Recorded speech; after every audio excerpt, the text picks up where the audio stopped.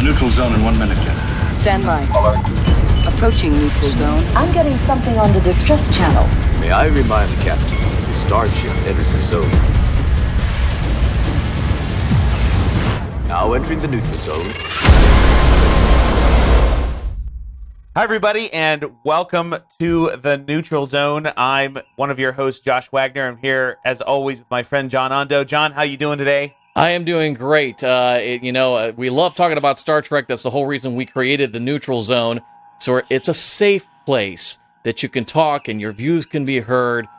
Because let's face it, everything in life is better because of Star Trek. Well, I know that my life is better because of Star Trek, and I'll tell you how big of a. I know people are just meeting us for the first time as they kind of watch this. So a little bit about ourselves. I've been a Star Trek fan since I was a little kid. My older brother, who actually went to high school with John, that's how I know John, as actually through my brother, introduced me to the world of Star Trek. He had models, and he watched the show with me and stuff like that. And as he got older, I used to break into he had this closet full of toys and models and things. And when he was gone to high school, I would break into his secret closet and play with his Star Trek stuff. You bring up something, Josh, about that is the fact that I remember as a kid, that's all you had. Now, nowadays, we've got all this interactive stuff online, but in the original days, you only had, I had this this Christmas gift my parents gave me, and it was like this plastic flat bridge that had little sticky characters that you could put of Kirk and Spock and a couple of aliens, and that's how you would act out. And I know they had, I don't know if you remember this one, they had a, I don't know who produced it, if it was Mattel, but they had a bridge of the Enterprise that unfolded like a lunchbox, and you could put a Star Trek character that was sold separately in and spin it, and it would, magically spin to the backside, and it was like a transporter. But that was all we had back then, is a couple, 2 or 3 crappy plastic toys and some models. We didn't have all this cool stuff that these younger kids got nowadays. I will say that we did have something cool, and our grandmother actually gave it to us. Our grandmother was a toy collector, and toys were important to my grandma's side of the family.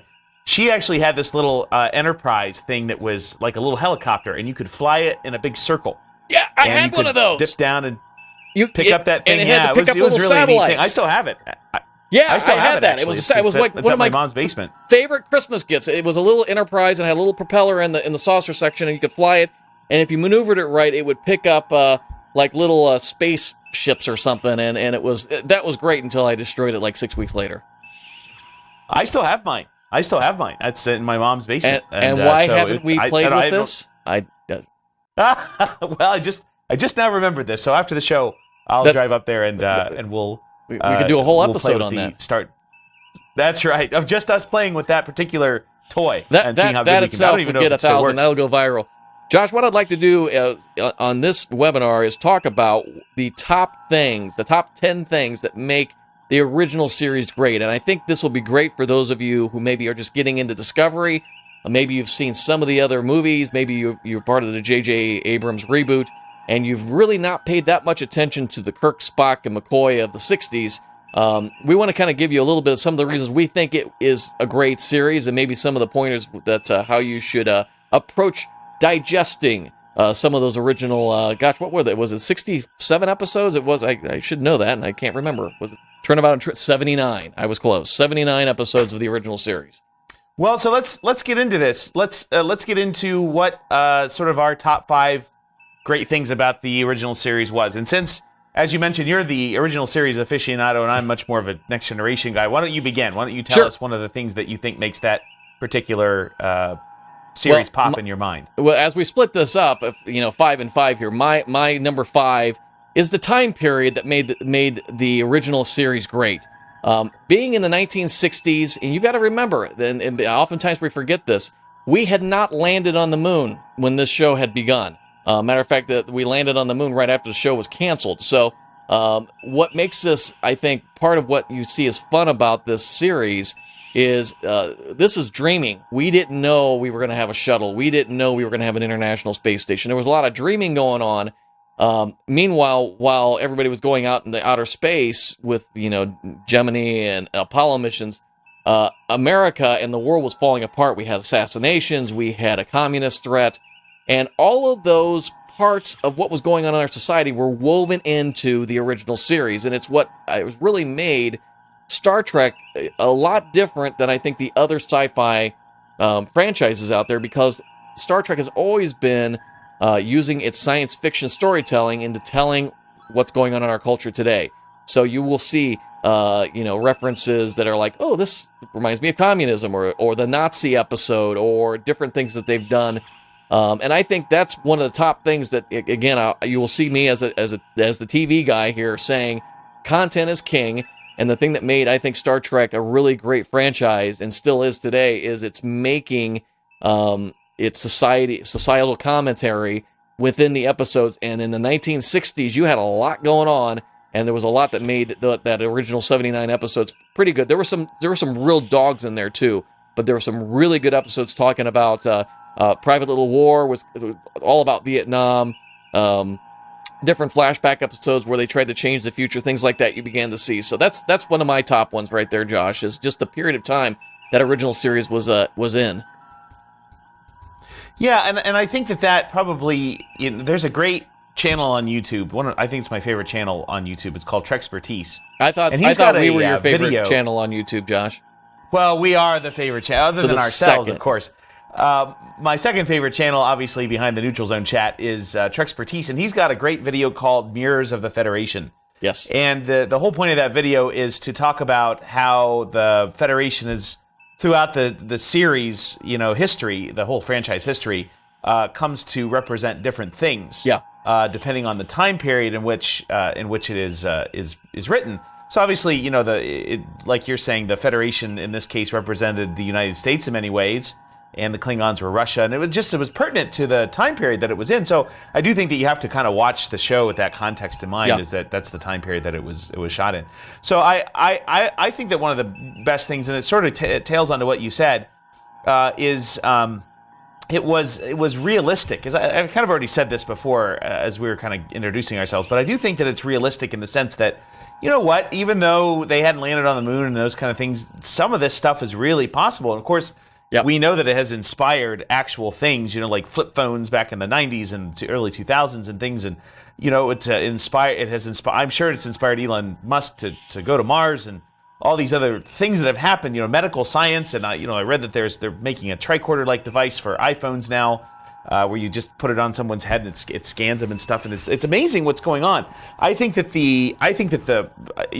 want to, there's actually two things that I'm kind of talking about here at once, but I think that the realism or the reality of it is what sets it apart from things like Lost in Space, which I think is more or less a contemporary, or things that came after it, like Buck Rogers, the Aaron Gray, and I can't think of the guy's name who played Buck Rogers, or even Battlestar Galactica, which came on the heels of this show, and probably because of this show.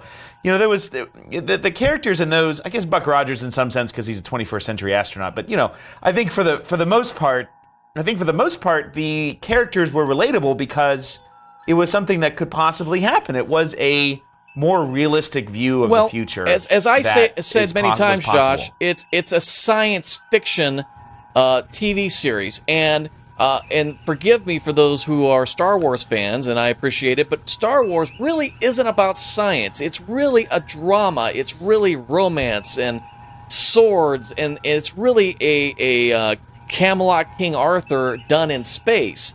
Star Trek adheres to science for the most part. There has to be an explanation of how we did this or how we did that, and there's always these problems with warp drives and politics, and it just to me has always been more of a science-based TV show and movie series than, as you mentioned, Battlestar Galactica. Great series and love it, but yet they still dabbled into some faith things and some other issues, which was great. It made it different.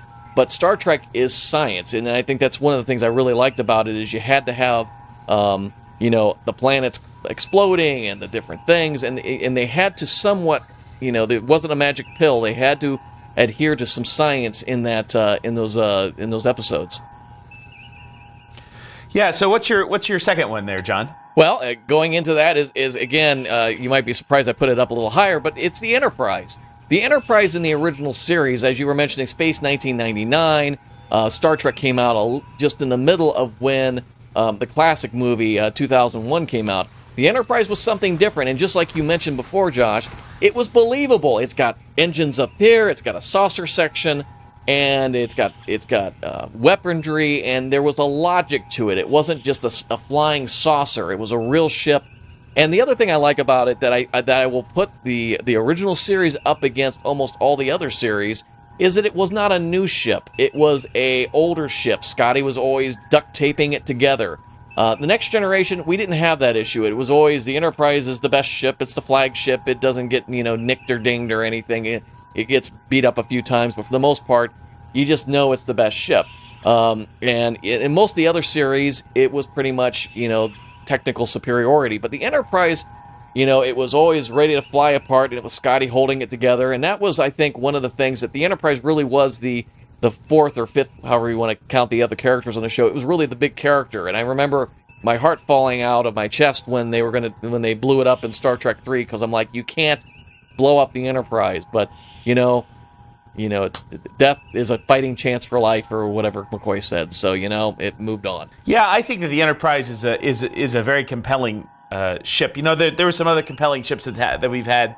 Not to mention again Battlestar Galactica. Both of them, both the 1970s Battlestar and the 2000s Battlestar, were both great ships. And of course, with the Millennium Falcon and all those kind of things, the ship being a character is something that is a real theme in the whole show, because Kirk was saving the Enterprise in some ways more than he was saving the Red Shirt. So I agree with you that the ship itself, and of course the design, 50 years later, it's 50 plus years later, it's still a beautiful thing. I love looking at the original Enterprise. I think it's, and you're absolutely right. The CGI stuff, it's when you look at like Battlestar Galactica, from all my realistic background, the Galactica from a ship design is an aircraft carrier, and it really is more realistic than what we probably would really take to space.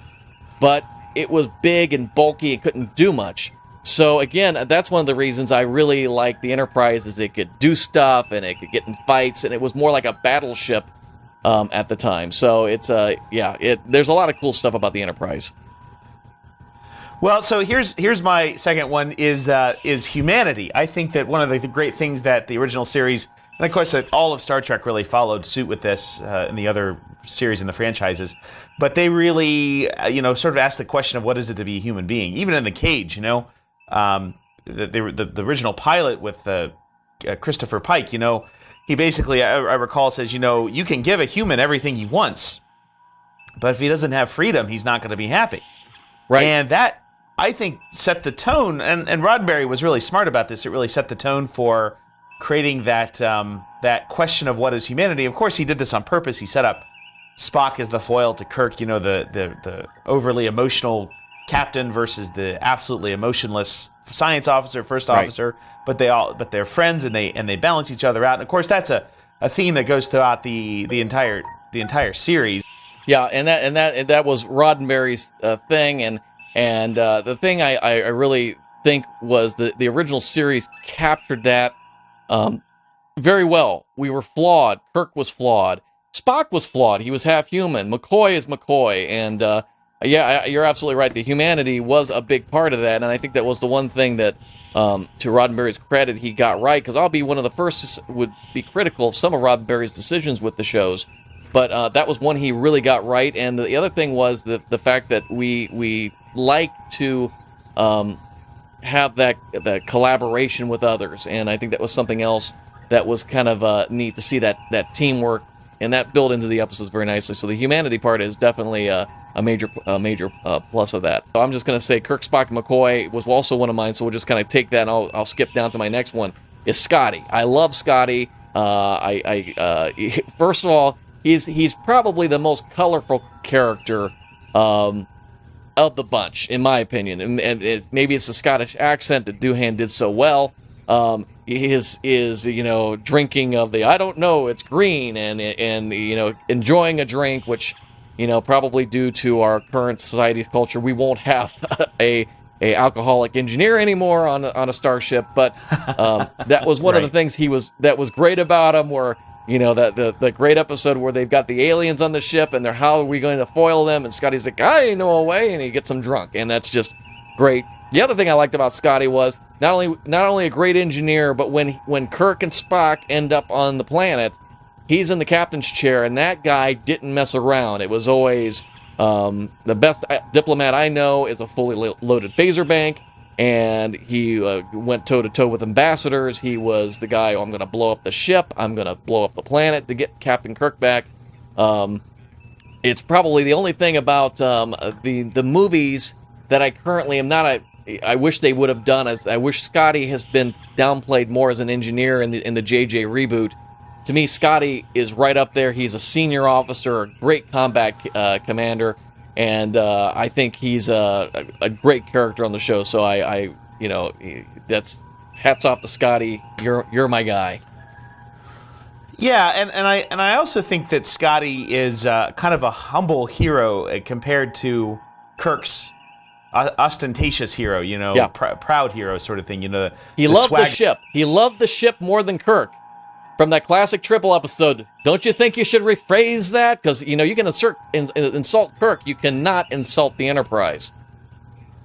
That's right, and I think that he was kind of that. I think he was kind of that humble hero that did what he had to do and didn't really need the praise for it. Of course, I think that he's a great character all the way through the movies and his appearance in The Next Generation in the episode Relics, and which you of course referred to with the green alcohol. So I think that's really kind of a cool thing.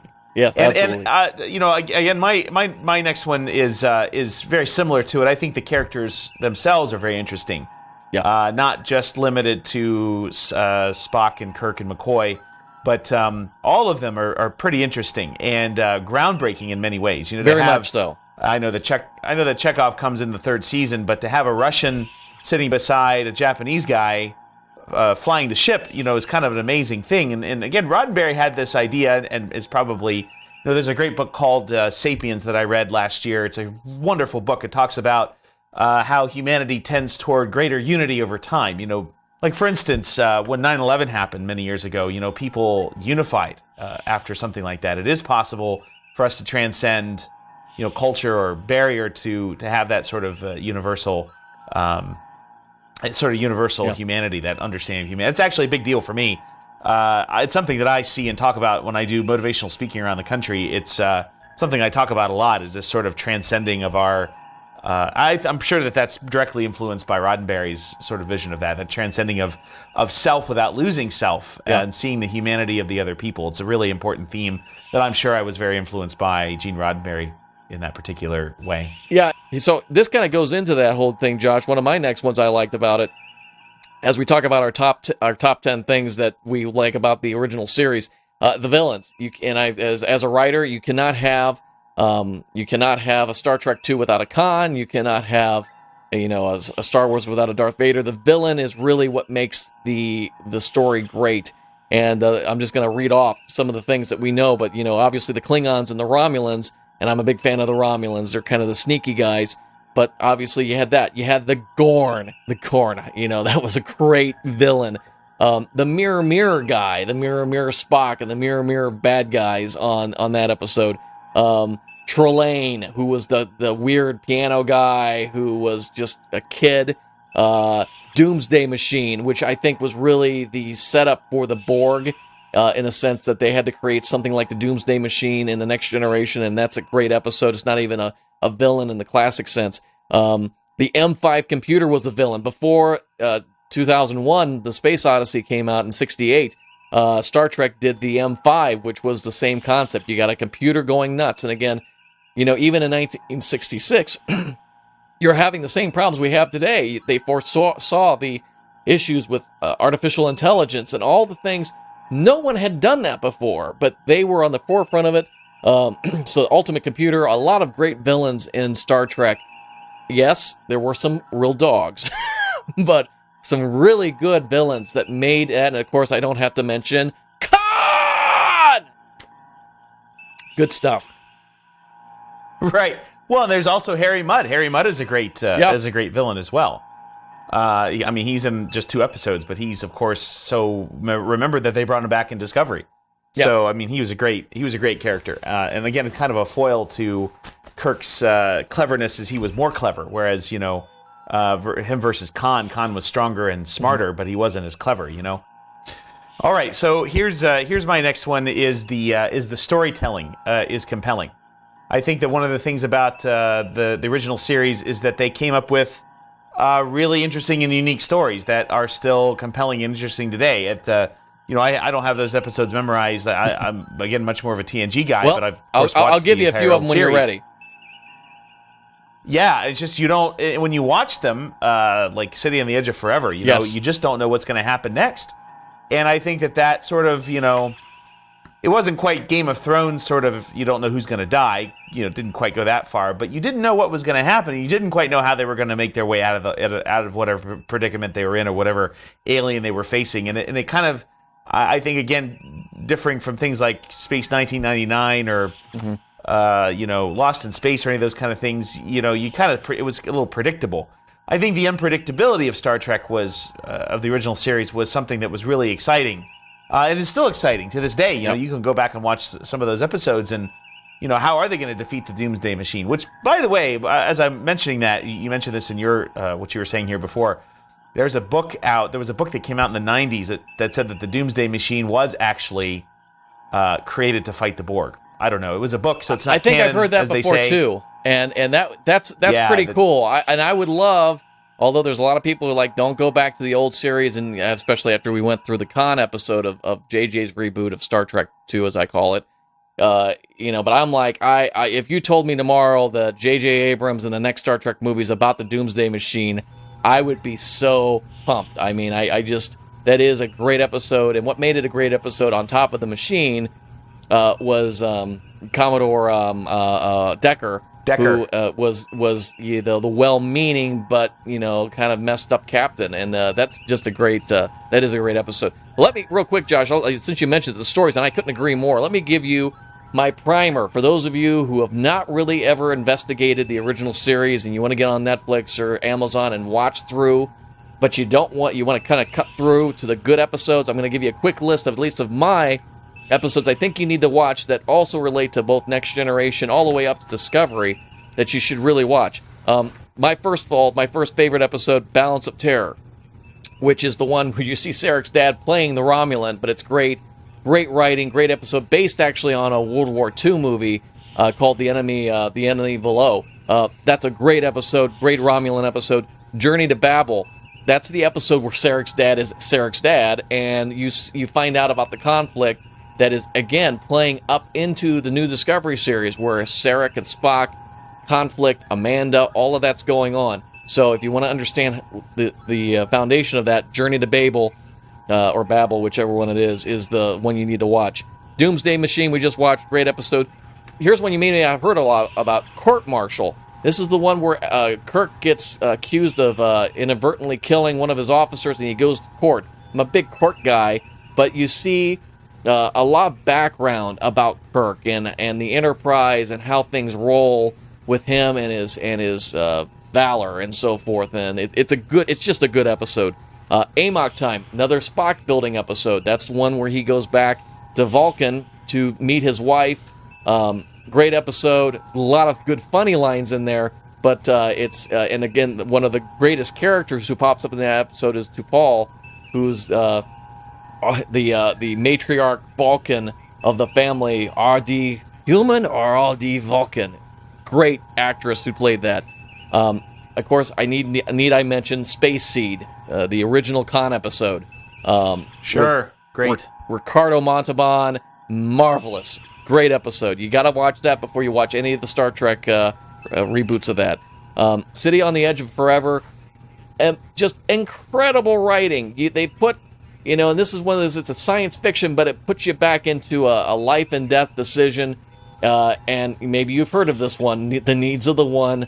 The needs of the many outweigh the needs of the one, and that's where that kind of comes from. Anyway, here's one that is another one. Tomorrow is Yesterday. Now, there's a couple of Tomorrow different episodes. Tomorrow is Yesterday is where the Enterprise goes back to 1965 or 66, picks up the Air Force captain, and they find out that they've kind of they're going to screw up the future. That's the first time travel episode in Star Trek, and that's where they kind of establish the whole you can't mess around with time paradox issue. And at the end of it, they figure out that because they now know how to duplicate it, they can go back in time. So really, if you want to go back and blame, why do we have so many time travel episodes in Star Trek? That's the first one. Tomorrow is yesterday. And that's where it's all introduced. So there's a lot of other great episodes, and Josh could throw in a few, but those are my top ones. I'd say if you want to get into Star Trek, watch through some of those, and whatever you do, don't watch Spock's brain. Just don't even go there. Yes, that's terrible. So I'll just throw in a couple, since I think the ones that you threw in are some of my top 5 as well. One is Let That Be Your Last Battlefield. This is the one with the Riddler, Frank Gorshin. Yes. Playing the dude with the one half of his face black, one half of his face white, hunting the other guy who's half white and half black. And of course, the reason he's hunting him is because he's black on the wrong side. They go through the whole destruct sequence on that one, which is beautifully cut and edited. That's which we see. That's right, and then we see that again in Star Trek 3. And then I'll just say another one. Mirror Mirror is a great. Is another great one where they go to the Mirror Universe. Of course, anytime there's a Mirror Universe episode, I love it. I think it's great. And that's where you do meet the Spock with the goatee. Setting up forever that people with goatees are evil. Josh, I've asked you this before, but in the Mirror Mirror universe, what are you like in your Mirror Mirror self? I think I'm a lot thinner and quiet. So that's who I would be. I would be thin. My Mirror Mirror self, I drink Diet Pepsi and eat salads. Yeah. So if you ever see you drinking a Diet Pepsi, I'll know. Yeah. Yeah. Just shoot to kill. I'll just say one more. As I already mentioned, City on the Edge of Forever. Yeah. It's a great episode. It's universally seen as the best one. So I'm not going to fight generations of nerds on that particular thing. Sounds good. Well, so I'm glad that you've all joined us for this. I hope that you join us in future episodes of the Neutral Zone Chat. There's a lot of Star Trek to talk about, a lot of nuances, a lot of small things. So I hope you join us for this. You can follow us on Twitter. You can follow us on Facebook. And send us your list of your top episodes, too. That would be great. Yeah, that'd be great. So you can respond to that. And well, thank you very much. And John, thanks for giving us your opinion on these and what makes this particular series great in these episodes. And we'll see you next time on the Neutral Zone Chat.